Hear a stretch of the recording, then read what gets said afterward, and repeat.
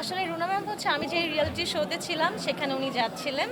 So অনেক বছর পরে আমি যখন গানটা কন্টিনিউ করলাম, আমাদের রিয়েলিটি শোয়ের যে ব্যাচটা ছিল ওখান থেকে আসলে বাকি সবাই ওরকম করে গানটা কন্টিনিউ করে নাই, বাট আমি গানটা কন্টিনিউ করে গেছি। এবং আমার যখন একটা কাভার্স এসেছিল, বেগম আক্তারের গাওয়া জোছনা করেছে আরি, সেটা শুনে রুনা ম্যাম আমাকে বলেছেন যে তোমাকে যখন লাস্ট আমি সেরা কণ্ঠে দেখেছি আর এখন যখন জোছনা করেছে আরি শুনছি, দুটোর মধ্যে অনেক ডিফারেন্স, তুমি অনেক ইমপ্রুভ করেছো, আমি অনেক খুশি হয়েছি, তোমার জন্য একটা পুরস্কার আছে। সো তখন আমি জানতে চাইলাম যে পুরস্কারটা কি, তখন উনি বললেন যে ওনার সুর করা একটা গান আমি গাইব।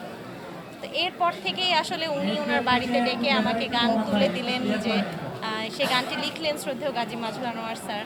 সব কিছু মিলে আসলে এই গানটা নিয়ে ওনার সাথে যে সময়টা আমি কাটাতে পেরেছি, আমার মনে হয় যে সেই পুরো সময় আমি যে অভিজ্ঞতাটা ওনার কাছ থেকে অর্জন করতে পেরেছি, তাই আমার সঙ্গীত জীবনকে অনেক সমৃদ্ধ করেছে এবং আমাদের মধ্যে একটা সুন্দর বন্ডিং সৃষ্টি করেছে।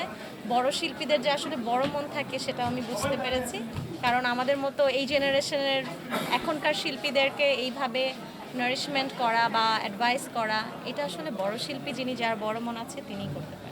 Thank you.